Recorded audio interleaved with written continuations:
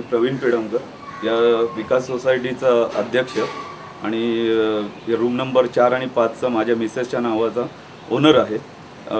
येथे एक पोलीस आणि जे स्वतःला पोलीस पत्नी म्हणून असं संबोधित करते ती सोनिया समजिस्कर आणि ते संतोष समजिस्कर हा जो एसीपीचा स्वतःला तिकडे काही म्हणजे पोलीस 10 वर्षापासून स्वतःला बोलतं की मी 10 वर्षापासून एसीपी ऑफिसला आहे, माझी कोणी काही नाही ओळखू शकत।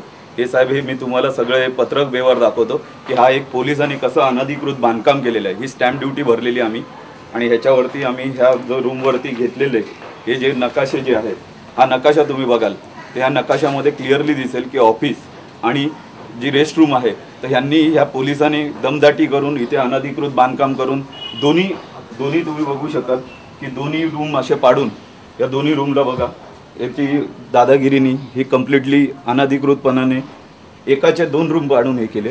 वीज कनेक्शन इकडे इलिगली गेलेलं आहे। याच्यामध्ये तुम्ही 13 नंबरच्या पॉईंटला बघू शकाल की इथे क्लिअरली लिहिलेलं होतं की पाणी कनेक्शन आणि वीज कनेक्शन ह्या रूमला नाही आहे। पालिकेकडून श्री समंजसकर यांना अवैधरित्या वीज आणि पाण्याचं कनेक्शन कसं देण्यात आलं, या परिस्थितीवरून पनवेल पालिकेवर पुन्हा एकदा प्रश्नचिन्ह उमटवण्यात येत आहे।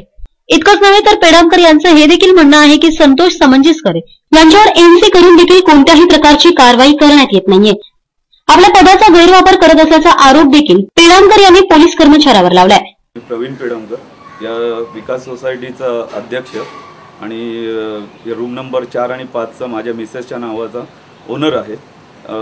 येथे एक पोलीस आणि जे स्वतःला पोलीस पत्नी म्हणून असं संबोधित करते ती सोनिया समजिस्कर आणि ते संतोष समजिस्कर हा जो एसीपीचा स्वतःला तिकडे काही म्हणजे पोलीस 10 वर्षापासून स्वतःला बोलतं की मी 10 वर्षापासून एसीपी ऑफिसला आहे, माझी कोणी काही नाही ओळखू शकत। हे साहेब हे मी तुम्हाला सगळे पत्रक व्यवहार दाखवतो की हा एक पोलिसांनी कसं अनधिकृत बांधकाम केलेलं आहे। ही स्टॅम्प ड्युटी भरलेली आम्ही आणि ह्याच्यावरती आम्ही ह्या जो रूमवरती घेतलेले हे जे नकाशे जे आहेत, हा नकाशा तुम्ही बघाल तर ह्या नकाशामध्ये क्लिअरली दिसेल की ऑफिस आणि जी रेस्ट रूम आहे तर ह्यांनी ह्या पोलिसांनी दमदाटी करून इथे अनधिकृत बांधकाम करून दोन्ही तुम्ही बघू शकाल की दोन्ही रूम असे पाडून या दोन्ही रूमला बघा याची दादागिरीनी ही कम्प्लिटली अनधिकृतपणाने एकाचे 2 रूम पाडून हे केले।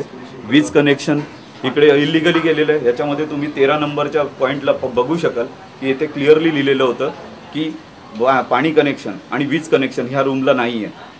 इतकंच नव्हे तर त्यांनी ती कागदपत्रे देखील दाखवली ज्यावर त्यांचं रजिस्ट्रेशन करण्यात आलं होतं। या सर्व प्रकरणामुळे आता पालिका प्रशासनाच्या कार्यप्रणालीवर प्रश्नचिन्ह उमटवण्यात येत आहेत।